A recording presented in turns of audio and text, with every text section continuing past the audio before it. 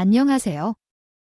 저는 지금 50대 여성으로 과거를 털어내고 새로운 삶을 살고 있는 사람입니다. 20대 때 조금 지나친 집안에 시집을 가서 실수한 결혼을 했어요.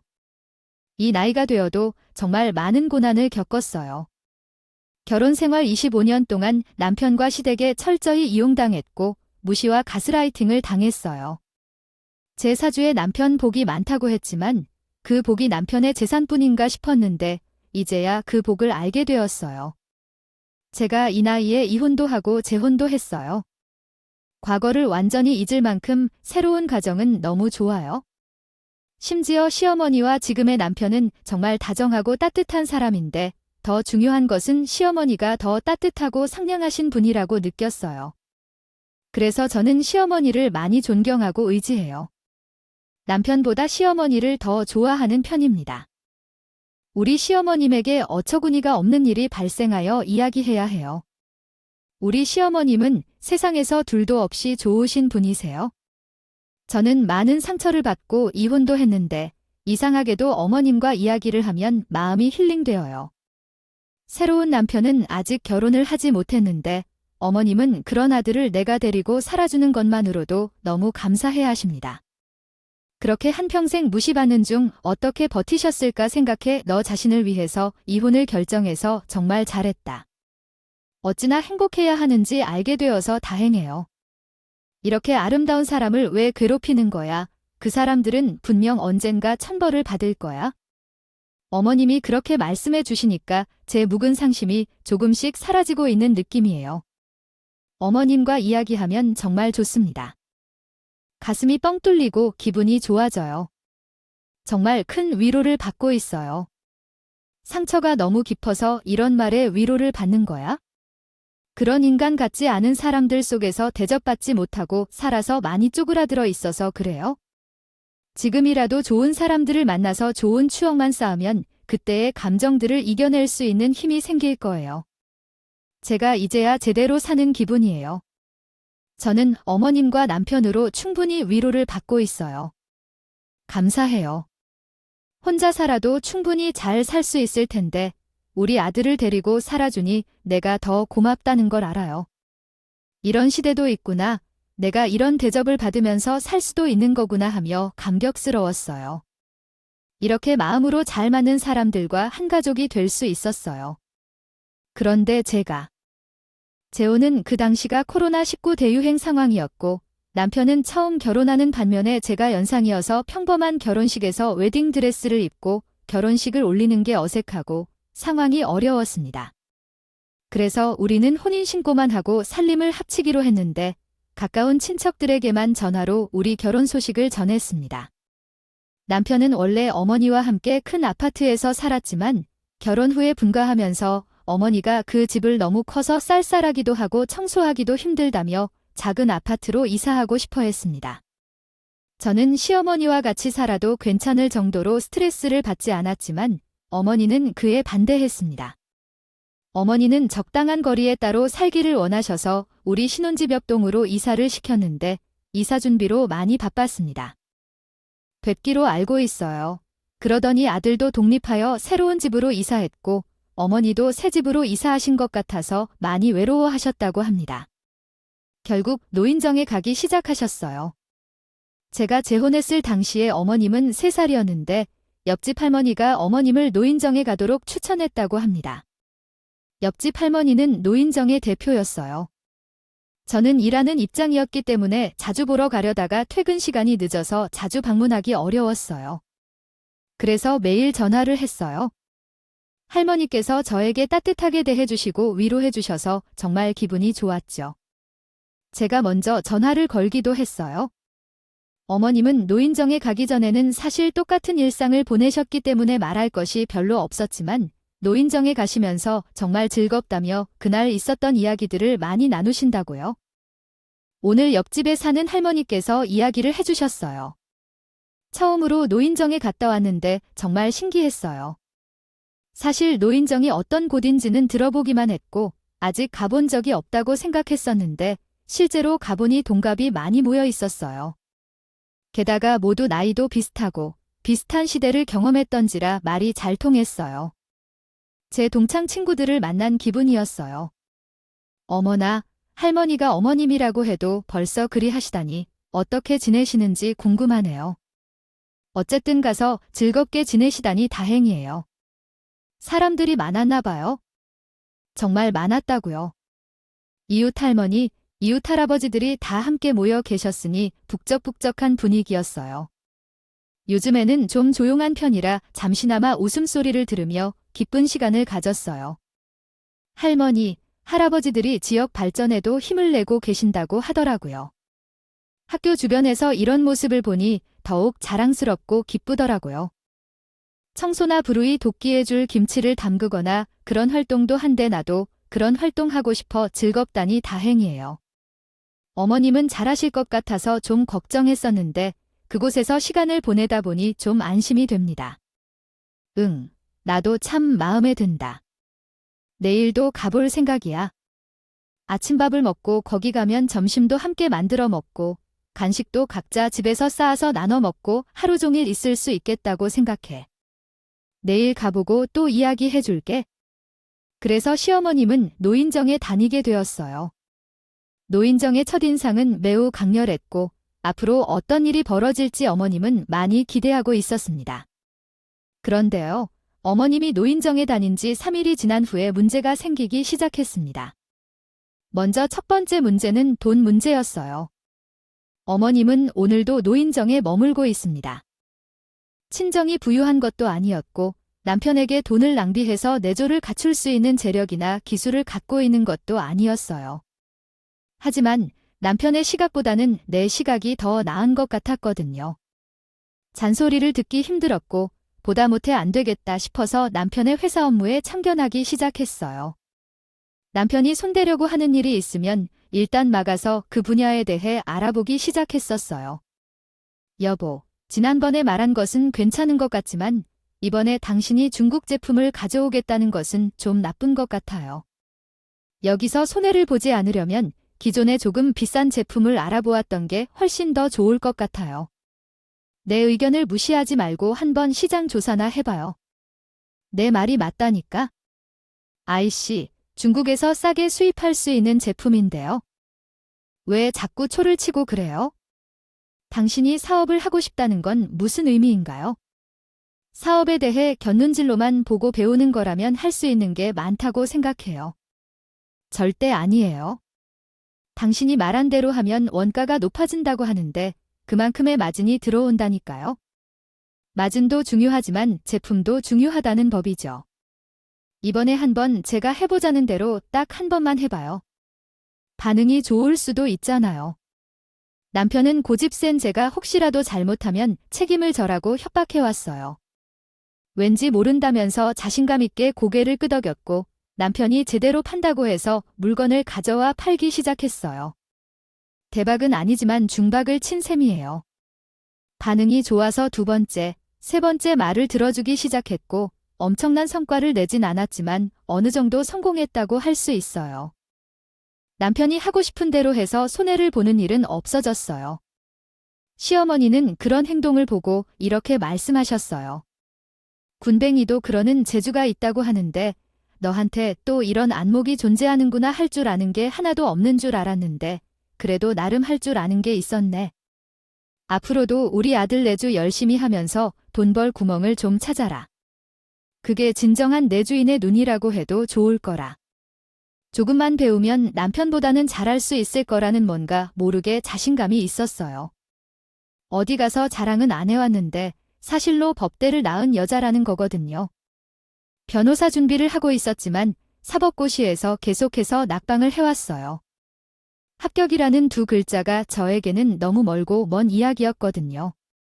몇 번의 실패를 겪은 것도 서러운데요. 로스쿨을 졸업하게 된 후 변화에 적응하지 못해 사법고시가 없어지자 변호사라는 직업이 너무 멀게 느껴졌고 큰 장벽에 가로막힌 것 같은 느낌이 들었습니다. 결국 큰 결심을 내리고 포기하게 되었는데 낙방한 채로 좌절감에 갇혀 있을 순 없다 생각하여 취직을 해야 했습니다. 취직한 회사에서 거래처인 시아버지를 만나게 되어 선전을 받았습니다. 그 선전에서 지금의 남편을 만나고 시아버지는 돌아가시기 전까지 저에게 많은 충고를 해주셨습니다. 우리 아들이 아직 사람이 덜 됐어. 아, 내 아들이 어디 나타내기가 부끄러운 아들이지만 우리 며느리를 다른 집에 가진다 해서 아들을 놓치고 싶지 않아서 욕심을 조금 부려요. 반드시 내 아들을 사람으로 키워야겠어. 저희 부모님 입장에서 친절하고 부드러운 행동만 하는 우리 남편이 마음에 들었을 테고 시댁이 워낙 돈이 많으니까 걱정 없겠다 싶으셨겠지만 그것이 전부 가면을 쓴 얼굴이라는 것을 깨닫기까지는 오랜 시간이 걸리지 않았습니다. 저에게만 친절한 남편이 아니라 모든 사람에게 친절한 고집불통한 모질이라 결혼을 할 수 있냐 의심을 하시는 분들도 계실 거라 생각합니다. 사실 저희 남편은 상당히 한몫하는 사람이었어요. 행동도 무척이나 친절한 사람이었는데 생긴 게 잘생겼다 보니까 홀라당 반해버리게 되었죠. 시댁에서 밀어붙이는 바람에 엘사천리로 결혼까지 하게 된 것이었고요. 바라보이세요. 결혼을 했으니 당연히 나를 우선으로 여기고 행동할 것이라고 생각했던 남편은 다른 사람들에게는 친절한 모습만 보여줬는데 오히려 나에게는 잔소리를 하고 밀어내는 일이 있었어요. 다른 여자들 앞에서는 가장 매너 있게 행동하는 척했는데 나는 그 정작 나한테는 그렇지 않았어요. 언제나 남편이 바람을 피우지 않을까 불안해해야 했고, 즉, 내 삶을 너무 가볍게 생각하여 복잡하게 만든 거죠. 어디 가서 이야기할 용기조차 못 냈어요. 시어머니 집안이 부유했지만 사법고시를 그만두기로 결정했을 때에도 로스쿨에 다니라고 조언을 한 사람은 나의 부모님이었는데 결혼을 한다고 했을 때도 아쉬워하는 모습을 보여주었어요. 부모님의 마음이 얼마나 상처받는지 알 수가 없었죠. 부모님께 털어놓을 수 있었을까요? 제가 우겨서 한 것이나 다름없는 결혼인데 거기다가 남편이 바람을 피운 걸 본 적도 들지도 못했는데 의심만 가지고 바람 피울 것 같다고 하니 처증 있는 사람처럼 굴 수 있는 것도 아니었고요. 그저 남편이 남들에게 친절하게 행동한다고 해서 바람이라 확실하게 짓고 친정에 알릴 수 있는 건 아니잖아요. 분명히 화살이 제게 돌아올 것이 확실했기 때문에 그냥 시커먼 속을 부엌 젖고 모르는 척에서 무시할 수밖에 없었습니다. 결혼 생활을 시작한 지 얼마 되지 않아 유일하게 집안에서 든든하게 제 편을 들어주던 시아버지가 사고로 세상을 떠나게 되었을 때 마음고생을 상당히 했어야 했습니다. 어쨌든 그 집안에서 제 편을 하고 아무리 뭘 하든 예쁘다 해주셨던 분은 시아버지가 있기 전까지 있었습니다. 우리 아들이 너 때문에 겉도는 것 같다고 예비가 사고로 갑자기 떠난다고 하지만 갑자기 그렇게 게을러지고 아무것도 하기 싫다고 말한 적이 없는데 내가 똑바로 붙잡아주지 못해서 우리 아들이 그럴 일이 없을 텐데. 정말 속상해요. 나는 남편과 대화를 시도하고 싶었지만 남편은 날 점점 피하려고만 하고 대화를 거부했기 때문에 내가 집안에서 공기가 좁아졌어. 남편이 나와 결혼한 이유가 돈줄을 틀어주는 시아버지에게 잘 보이고 싶어서 시작된 것은 아닌가 싶어. 만약 그게 아니라면 시아버지가 돌아가자마자 나에게 이렇게 아무런 반응을 보이지 않았을 것 같아. 아버지가 돌아가셨을 때 저는 장례식장에서 가장 많이 울었던 사람이었습니다. 그 후 4개월 만에 결혼식을 올렸지만 결혼 생활은 지옥 같은 상황으로 흘러갔습니다. 결혼 후 2년 차에 접어들었을 때 제 나이는 2살이었는데 시어머니는 시아버지의 재산을 독차지하고 남편에게만 돈을 주었습니다. 저에게는 현금 1,000원도 주지 않았답니다. 남편은 그 돈을 믿은 것인지 뭔지 계속해서 사업 확장에만 관심을 갖고 실패도 많이 했습니다. 남편은 회사 경영이 어려워지자 저에게 불만 소리를 하기 시작했습니다.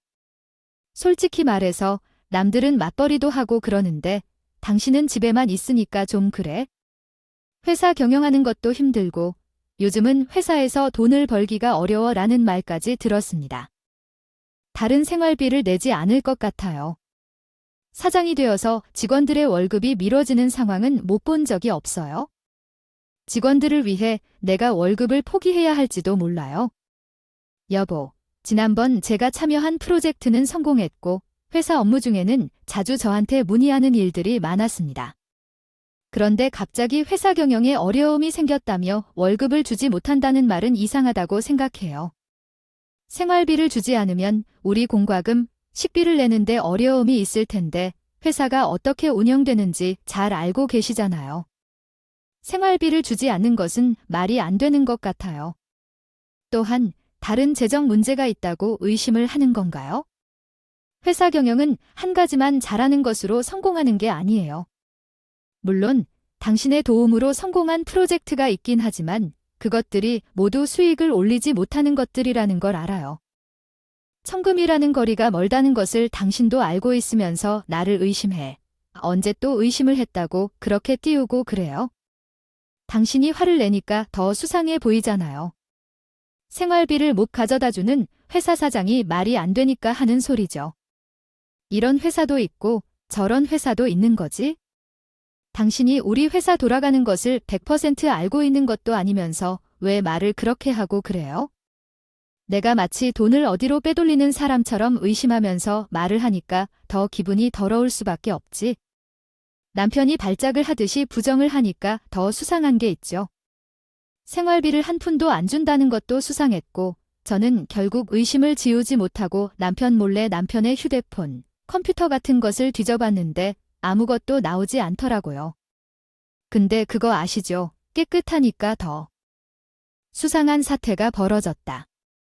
평소에 친절함을 가장하는 척하며 사람 사이에서 여자를 쫓는 남편이었는데 너무 청결해서 오히려 더 의심스러워 보였어요. 그래서 다 지우려고 애를 썼는데 컴퓨터에 누가 사용했는지 기록을 확인할 수 있는 장치는 없을까 생각했어요. 그때 남편이 제게 이렇게 말했어요. 당신이 내 컴퓨터를 뒤져봤어. 아, 도대체 뭘 그렇게 의심하는지 궁금해졌어요. 내가 바람을 피운다는 의심까지 가져볼 줄이야? 어떻게 하면 좋을까요? 아무런 기록도 나오지 않아서 당황했어요. 내가 바람을 피우는 의심은 그만두고 적은 돈으로 가족을 어떻게 부양했는지 생각해 볼 때가 되었어요. 그래도 남편은 신경 쓰는 건데 참으로 더럽고 어처구니 없어서 좀 그렇네요.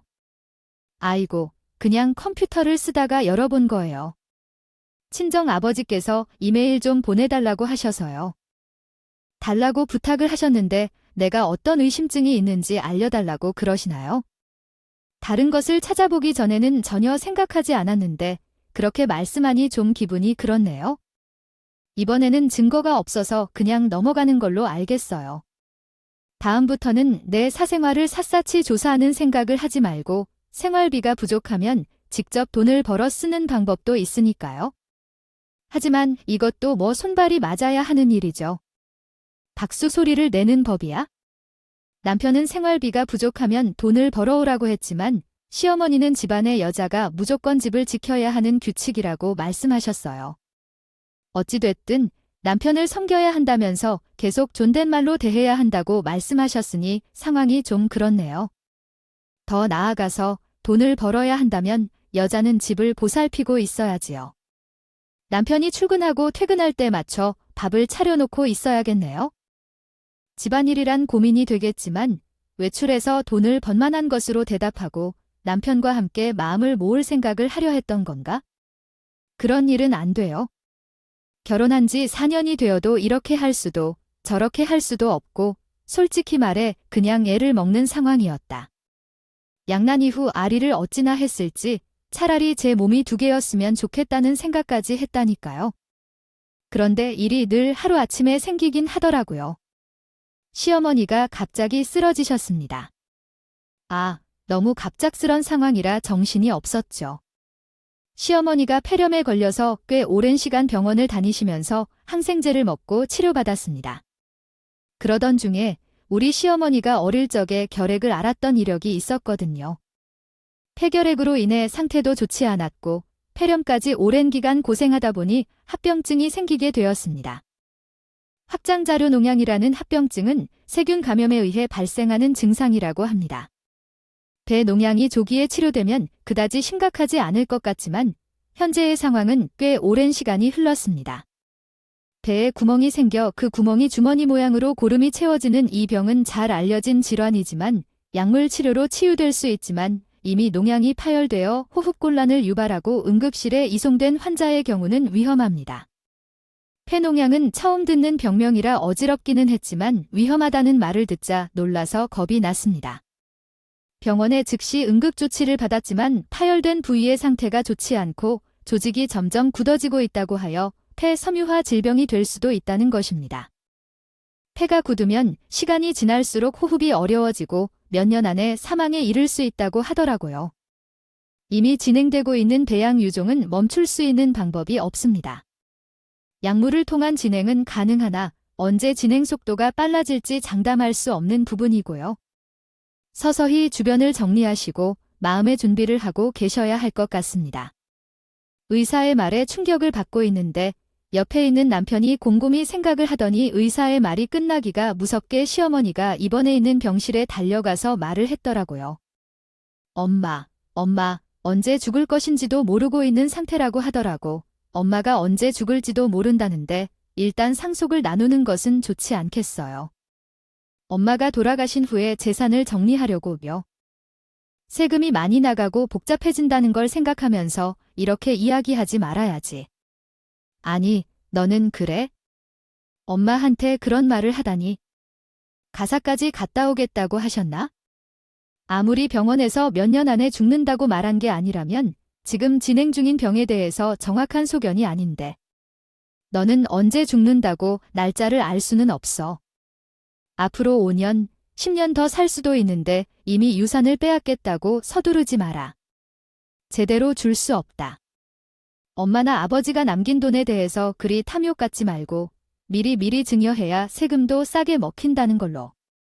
내가 있잖아. 내가 지금 세상에서 유일하게 사랑하는 사람은 나뿐이라며. 아빠가 잘 되는 모습 보고 가야지. 엄마도 마음 편하게 놓여야겠지? 돈을 내게 주라고 이야기하냐. 너는 고양이에게 생선을 주는 것도 못하면서 내게 돈을 줄 수도 없어. 당신이 제시해 주신 내용을 다시 한국어 문법에 맞게 수정한 것은 다음과 같습니다. 너는 내게 도대체 뭐라고 그러겠어. 집에 가니까 그렇게 못생겼다고 함부로 말하는 사람은 돈 좀 생기면 신경 쓸 텐데. 그런가? 돈 어디서 얻어서 주겠느냐? 왜 나만 피토리하게 마주쳐서 내 병문안이라도 오게 하려는 거야? 참으로 싫어서 못 견디겠네.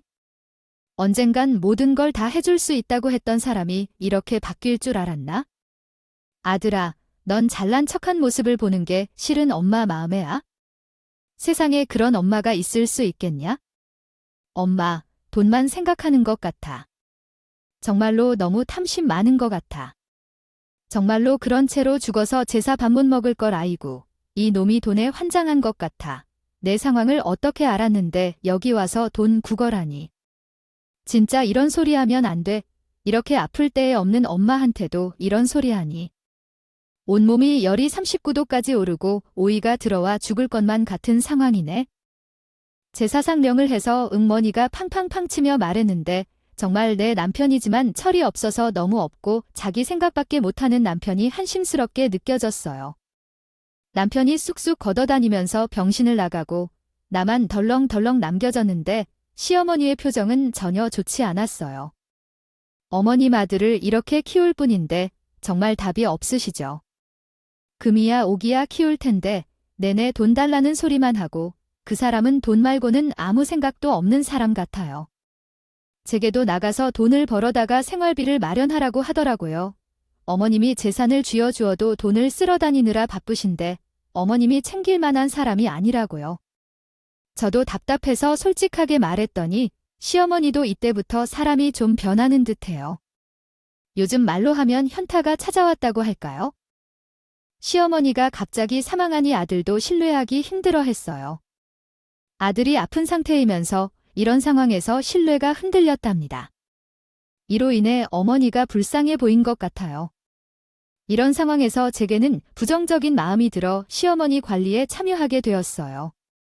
처음에는 간병인을 고용해 문제를 해결하려 했지만 간병인들은 대부분 외국에서 온 사람들이라 한국어 소통에 어려움을 겪었어요.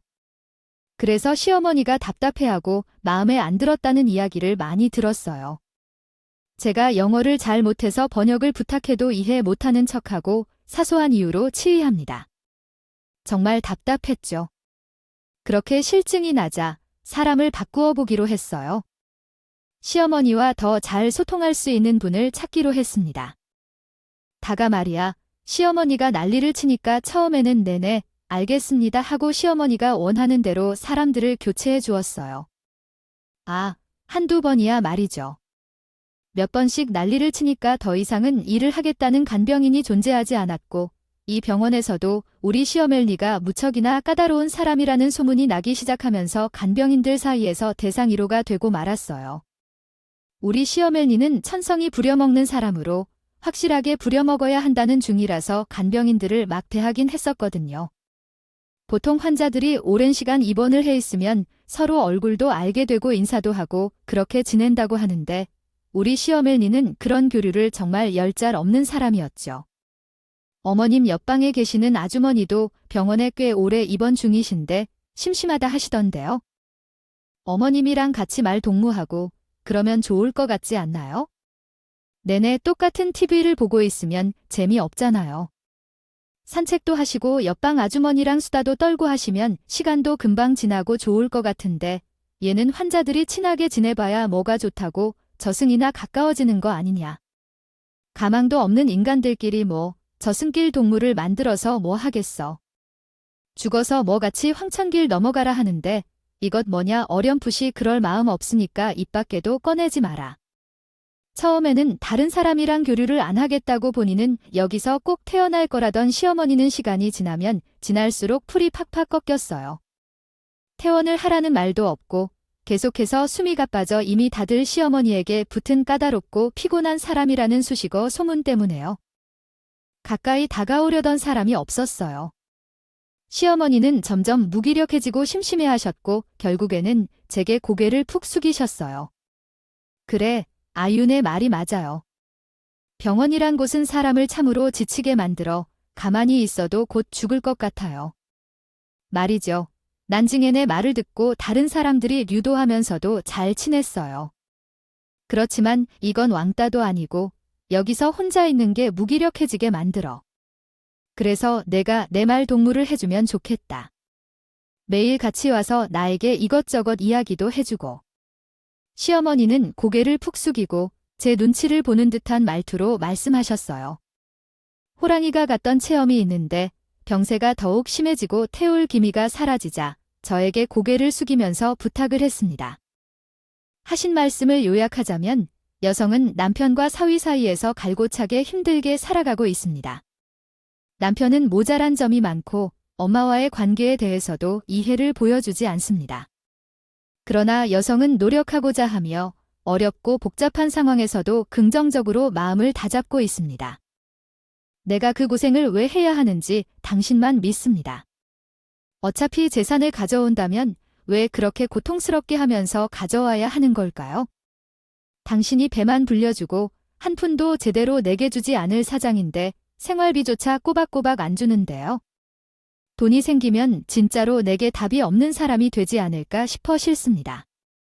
내가 또 언제 하나도 제대로 했냐고 한량처럼 살았다고 말하는 걸 오해하지 마세요. 한량처럼 산 적 없어요. 당신이 생각하는 것보다 나는 목표에 충실하고 거지인 척하지 않기 때문에 믿고 막 거짓말로 부자 되면 돈을 나눠주겠다고 약속할게요. 우리 엄마가 병수발을 들고 힘들게 지내고 있어서 그 고통을 나눌 수 있어. 왜 이해 못하시나요? 내가 이해해요. 내가 뒷바라지를 해야 하는데 모로코 살고 있을 것 따위 다 알 수 있고요. 우리는 많이 있었어요. 이제 우리가 받은 유일한 재산만으로 화장을 하게 된다고 하니까 나는 오직 당신만을 믿을 것이라고 했지만 그 후로는 생활비가 밀리는 일 없이 꾸준히 일을 하며 잘 해오고 있었어요. 어떤 때에는 시어머니가 못 쓰는 병수박을 잘 돌보고 마음만 돌리게 도와주면 된다고 말했지만 나는 그럴 필요가 없는데 해도 되지 않겠어요. 그래서 거의 승인자로서 이익도 찾아 환가리의 일과 벗달을 찍어 나왔어요. 시어머니는 내가 매일 같이 병원에 가서 이용하는 것에 고마워하면서도 조금 미안해하는 것을 느꼈어요. 내 마음속으로는 너에게 와서 도와달라고 말은 했지만 매일 같이 찾아와서 어려운 일에서 도와주고 번일을 해주는 것에 고마우니까 어쩔 수 없이 얘기하게 됐어. 내가 부탁한 일이긴 하지만 그저 너희들에게 무슨 문제가 있는지 물어보고 싶었을 뿐이야. 아니야. 결혼한 지 4년이 되었는데도 어쩌면 계속 아이가 없어야 할지도 몰라. 효도는 손주를 안아주고 챙겨주는 것입니다. 내가 죽기 전에 손주의 얼굴을 한번 보고 가면 참 좋을 텐데요. 제 눈치를 살살 살피셔서 아이를 가졌으면 좋겠다고 이야기했는데 남편과 저는 각 방에서 오랜 시간을 살았기에 아이가 생기기란 어렵겠죠. 그래도 아이가 생기지 않았지만 상처 주지 않으면서 넘어갔더니 시어머니가 말씀하셨다고 합니다. 아들은 발빠르게 움직일 생각을 하지 않고 굶어도 굶어라 하는데 내가 죽기 전에 해야 할 일들이 많지 않겠느냐고요. 손주를 안아보게 해주어야 하는 게 맞지 않을까요? 정말 답답해서 일어나네요. 해가면서 손주 가자 말하는 거네. 애 키우려니까 잔소리를 해야 하는데 요즘 회사가 어떻게 되는지는 모르겠는데 들어가는 돈이 얼마인지. 일부러 애 안 낳고 살아가는 가정도 있다고 하는데 왜 너희들은 돈 걱정을 해? 내가 가진 재산이 뭐 그리 많냐? 손주만 낳아준다면 내가 돈을 하나도 줄 생각이 없지? 떡두꺼비 같이 큰 손주든 토끼같이 작은 손주든 하나만 낳아봐야 내 재산을 털어서라도 다 해주겠다는 식으로. 시어머니가 그래서 처음으로 말씀하실 때는 남편이 놀기만 하는 게 당연한 줄 알았어. 그러다가 어느 날 갑자기 아이를 갖자고 하더니 합법적인 방법으로 가야 하자면서 들러붙기 시작했는데 솔직히 말해서 그런 남편의 행동이 너무나도 싫었어. 합방을 해주길 당연히 싫어했어요. 이미 남편과는 하우스메이트 생활 공간만 공유하고 살아온 시간이 꽤나 길었습니다. 그런데 갑자기 합방을 제안하는 것에 소름이 끼치는 이유를 이해할 수 없었어요. 다른 말로는 설명하기 어려웠어요. 솔직히 결혼 4년 차이면 아직은 서로를 사랑하는 마음이 남아있는 시기일지도 모릅니다. 하지만 저는 이미 남편을 40년 동안 함께한 사람처럼 느끼고 남편이 밖에 나가서 무슨 일을 하는지 모르는 상태였습니다. 그래서 그 인간에 대한 의심이 여전히 많이 남아있는 상황이었죠. 저는 애써 피해오려고 했지만 제가 병원에 갈 때마다 시어머니가 손주를 보고 싶어 하시고 자신이 죽기 전에 소원으로 그렇게 해주기를 바란 적이 있었어요. 시어머니가 애원할수록 저는 우리 친정의 내결혼 생활에 대한 아픔을 털어놓게 되었습니다. 도망치고 싶은 생각이 굴뚝 같았지만 제 자존심이 여전히 남아있었어요. 법대를 졸업한 뒤 고작 이따위 꼴로 살아갈 생각을 보여주고 싶지 않는 마음이 공존했고 그 위에 우리 남편이 가끔씩 친정에 갈 때마다 친정 부모님들께는 가식적으로 잘 행세를 해서 우리 친정에서도 의심받지 않았어요. 남편은 합방에 동의하지 않으면서도 억지로 합방을 요구하면서 재산을 받아야 한다는 압박을 했죠. 진짜 돈이 얼마나 사람의 마음을 변하게 하는지 참으로 의심스럽더라고요. 부부가 합방하는 것은 당연한 일이 아니라고 생각해. 아니, 이것도 법적으로 이혼 사유가 될 수 있다고 들었어요. 당신과 아이를 가지고 행복하게 살고 싶지 않은 마음이 내게 있어서 이런 말을 하게 돼. 그러니까 폐가 굳어가는 게 좋지 않을까 생각해. 우리 엄마는 소원이라 그런데 임신이 뭔지 별거냐고 지원을 다 해줄 거라고 말했다. 우리 부부는 앞으로 먹고 살 걱정 안 해도 된다고 해서 그렇게 1년이라는 시간이 또 속절없이 흘러가고 결혼 5년 차에 드디어 저는 임신을 하게 되었습니다. 임신을 한 지 얼마 되지 않아 남편은 다정한 척하며 나를 괴롭히던 행동을 반복했고 그에 따라서 저는 완전히 버려진 조강지처 상황에 처하게 되었어요. 우리 시어머니의 병세는 더욱 악화되기 시작했지만 임신한 소식을 전하자 너무나 좋아하셨어요. 어머나, 우리 며느리가 임신했어 라며 정말 잘했어. 내 마지막 소원이었는데 정말 잘 됐어. 그래도 내가 죽기 전에는 손주를 볼 수 있겠지? 정말 고맙다. 뱃속에 내 손주가 살아있다고 하니 무럭무럭 어떻게 배 모양이 변하고 아이가 잘 크는지도 눈을 떼지 않고 보고 싶어하는 것 같아요. 궁금한 게 있으시군요. 저는 매번 시어머니를 찾아가 초음파 결과와 다른 검사 내용을 보여주며 아기가 잘 자리를 잡았다고 말씀드렸어요. 그럴 때마다 시어머니는 기쁨을 눈에 띄게 나타내셨고 마치 어려운 병을 이겨내듯이 표정이 밝았습니다. 손주를 만나게 된다면 세상 어떤 어려움도 쉽게 극복할 수 있을 것 같았어요. 시어머니는 점점 더 약을 복용하고 산소를 공급받아야 할 정도로 병세가 심해졌지만 제 배를 보면서 행복해하셨고 제 배를 만지며 아이에게 자신의 이야기를 전하셨어요. 남편보다 더 많은 시간을 함께 대화하는 태도를 보여주시면서 시어머니가 손주를 정말로 오랜 기다려왔다는 생각이 들었어요. 하지만 내 임신 생활도 순탄하지 않았습니다. 임신을 하게 되면 검사를 많이 받아야 하고 준비해야 할 것들도 많으며 호르몬 변화로 인해 제 몸의 상태도 점차 변하게 됩니다. 그런데 우리 아버지께서 교통사고를 당하셔서 다리뼈가 골절하는 일을 겪고 계시게 되셨어요. 그 와중에 전헐 값싼 단돈을 준 적이 없던 시어머니께서 계속 병원에 내내 있어야 하는 스트레스로 지타는 일이었고, 아버지가 사고를 당하셨기 때문에 저도 온전히 병원에서 병원으로 출퇴근을 하는 사람처럼 지내야 했습니다. 시어머니는 남편 몰래 저한테 돈을 주는 것이 아니겠다며 우려하셨지만 사돈이 교통사고를 당한 사실을 모르는 척할 수 있을까요? 이런 상황에서도 매번 제 병실을 찾아와 주셨기 때문에 이렇게 고생하는데 내가 이 정도는 해야지. 시어머니의 도움으로 우리 아버지는 치료 수술 걱정 없이 받을 수 있었고 나는 시어머니의 병수발도 열심히 들었어요.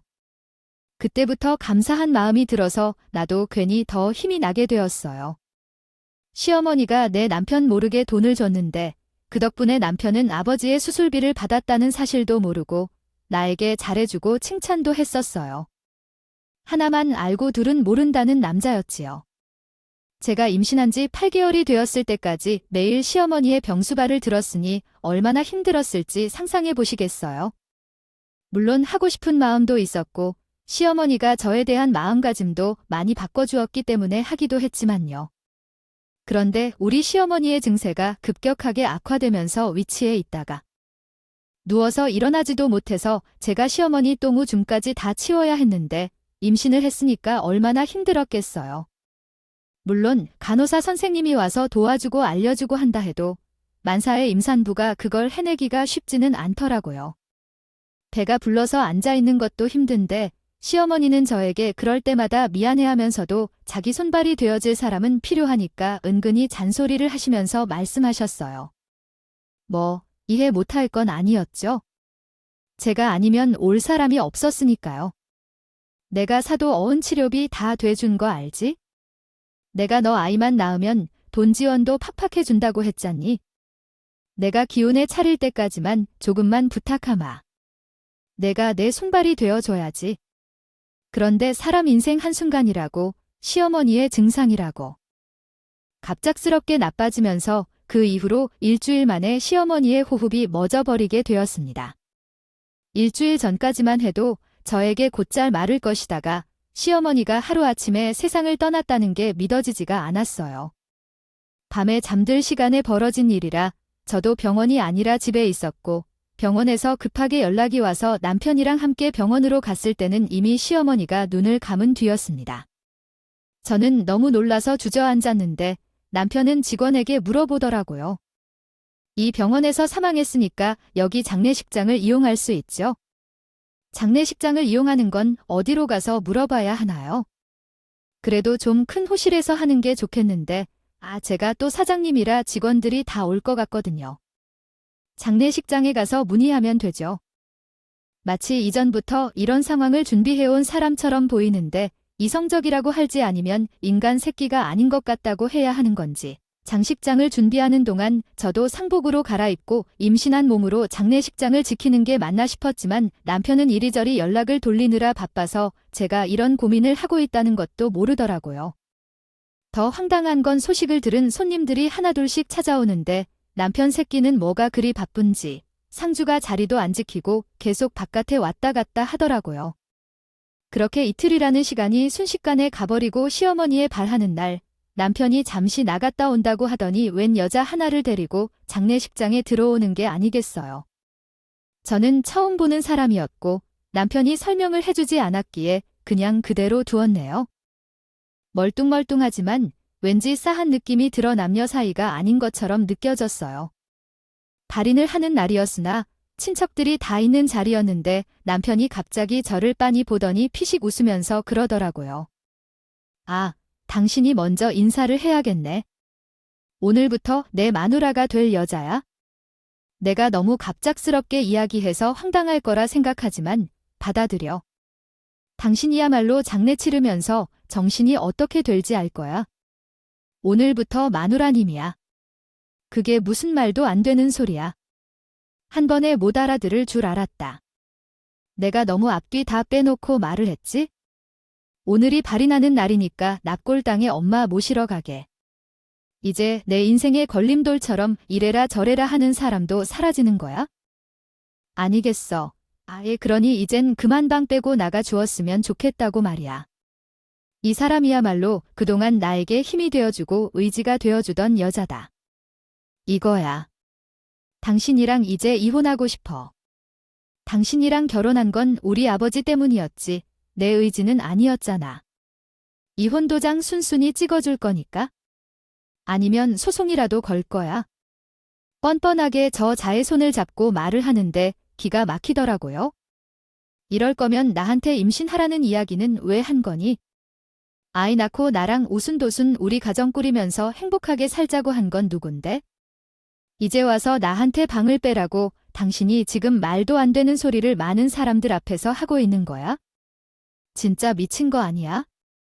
우리 엄마가 이렇게 빨리 죽을 줄은 몰랐지? 재선 받으면 헤어지자고 하려고.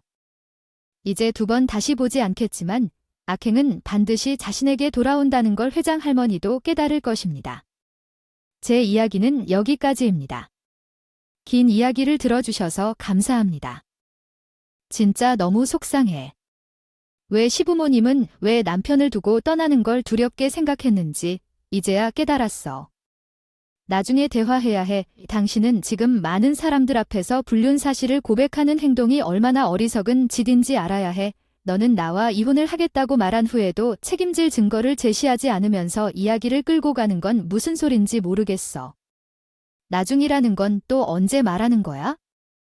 지금 말해. 당장 터뜨리고 싶을 만큼 화를 내고 있는데 어떻게 오늘부터 그 여자와 함께 살고 싶다고 하면서 이혼 서류에 서명해 줄 것을 요구할 수 있니? 아무 증거도 없는데 완전히 어처구니 없는 이혼이 안 된다고. 내가 더럽고 치사하다고? 결코 이혼하지 않을 거야. 옆에서 영원히 버티고 싶다고 말하며 꼭 말하는 거야? 왜 아이도 충분한 이유 없이 왜 못하는 거야? 소송이 쉬운 일인 줄 알아? 그래, 어디 한번 소송을 제기해봐. 난 눈 살짝만 가리고 있을지도 몰라. 어디 한번 해보라고 큰 소리를 쳤더니 우리 시아버지의 절친이자 변호사님이 발인이 나서 오셨어요. 남편이 그 변호사님께 빠르게 말을 거는데 뻔뻔하게 말을 하는구나 하다가 제가 제 이혼 소송 좀 맡아주시겠어요? 제가 재산 다 물려받을 거니까 수임료는 섭섭하지 않게 드릴게요. 아저씨 진짜 이혼해야 된다고 하시더라고요. 어디 지금 조강지처를 병수발 들게 만들어 놓고 그 고생을 다하게 만들어 놓고 지이 죽은 장례식장에 상간녀를 데리고 온 주제에 이혼 소송을 걸겠다고 말을 한다며 그건 생각이 없는 어린아이도 안 하는 짓이다. 내가 자네 변호사를 왜 만나 이길 수 없는 싸움에 도박을 하는 게 아니야? 며느리 씨를 이리 오시게 하시다니 내가 변호사를 맡아줄 테니까 아저씨 모자란 아이 소송을 걸겠다 하면 그러라고 큰 소리 똥똥 치게 하려고 하는 거예요. 남편에게는 한 소리 하시고 저한테 변호를 맡아주시겠다고 하시는 게 아니겠어요. 남편은 예상치 못한 일에 당황하고 저는 이때가 기회라고 생각했어요. 바로 제가 감사합니다 하고 남편에게 말했죠. 아주 당당한 얼굴로 내 이혼 변호사도 소개해 줄게요. 여기 잘 아시는 분이니 앞으로는 내 변호를 맡아주실 거니까. 너도 어디 한번 준비 잘해봐. 당신이 유책 배우자인 뭘 어떻게 준비할지 나도 궁금하네. 해. 이런 법이 어디에. 내가 진짜 아주 다 뒤집어 놓고 깽판을 치든가 해야지. 우리 가족이 그동안 맡긴 의뢰가 몇 개인데 우리 가족도 아닌 저 여자 편을 들 수 있어요? 아저씨, 거 너무하신 거 아니에요? 진짜 그러지 말라고요. 남편이 난리를 치는데 변호사님이 갑자기 원장을 읽겠습니다. 하시는 것이 아니겠죠? 우리는 깜짝 놀랐어요. 변호사님이 유언서를 꺼내자 남편과 제가 당황할 수밖에 없었어요. 시어머니가 사망하기 전에 유언서를 남길 것이라고는 전혀 생각하지 못했어요. 처음부터 시어머니가 남긴 유언서가 있을 줄은 애초에 상상조차 하지 못했어요. 이상하게도 마음 한 구석이 차분해졌어요. 우리 친정 부모들이 쟤를 바보처럼 생각할 것 같았지만 이제는 친정 외에 의지할 곳이 남아있지 않았기 때문에 면목이 없어도 남편이 재산을 가져가고 이혼까지 당하게 된다면 친정에 뭐라고 말하고 들어가야 할지 생각하며 유언서를 읽는 변호사님 말에는 귀를 기울이지 않았어요. 그러나 딱 맞는 말이 있었어요. 그래서 고인이 남긴 재산은 모두 우리 아들에게 전달될 것이라고 하셨어요. 그 순간 머릿속이 멍해지면서 변호사님의 얼굴을 바라봤습니다. 시어머니가 남긴 유언장 내용이 충격적이었습니다. 변호사님께서 끝까지 줄줄이 읽는데 아이고, 글쎄요. 모든 재산을 제 뱃속에 있는 아이에게 주겠다는 게 아니겠습니까? 남편은 노발대발 난리가 나기에 난리가 날 수밖에 없었습니다. 아닙니까? 어떻게 자식이 나를 무시하고 건너뛸 수 있을까요? 그것도 뱃속에 있는 아직 태어나지도 않은 아이, 재산 전부를 주겠다고 그거야말로 전연 다 주겠다는 소리랑 뭐가 다른 건지. 소송이라도 걸어서 빼낼 거야? 어떻게 자식이 나를 버리고 내 지분도 있다고 생각할까? 그런데 이미 몇 가지 장치를 해두신 듯합니다. 시어머니가 제게 태아 보험을 들어주셨는데 그 보험을 통해 우리 아이가 20살이 되었을 때 만기 보험 적용으로 보험금을 받을 수 있도록 해두셨습니다. 부디 세금 문제를 미리 생각해서 거기에 추가하여 변호사를 통해 정리해 두신 것이 좋았어요. 남편에게는 융자금이 남아있는 시어머니가 살던 아파트 한 채를 남기셨고 나머지 재산은 전부 뱃속에 있는 우리 아이에게 넘겨두신 거죠. 남편은 발만 동동 구르면서 어떻게 해야 할지 몰라 가슴만 퍽퍽 치더라고요. 그러니까 조강지처를 버리면 입고이면 안 되는 거야? 그동안 내가 바람 피우고 있는 거를 재수 씨가 몰랐을 줄 알았어. 하나뿐인 아들이 다른 여자와 시시덕거리는 것은 얼마나 황당하겠지만 매일 같이 와서 병수발을 들고 있는데 아들은 어쩌다 한번 어른을 잠드는 걸 본 후에 상가녀랑 줄기차게 통화하고 애정을 표현하고 있는데 속이 나만 아니래요. 무슨 말을 하려는지 가만히 있었더니 상가에서 통화를 하는 것을 보고 깜짝 놀라셨다면서 원장이 수정하신 것이 남편이 바람을 피운 사실을 알자마자 변호사를 불러 위원장을 재정비하고 상속 재산을 이전하신 것이었어요. 저런 반푸이한테는 시어머니의 원념이었다고 하더라고요.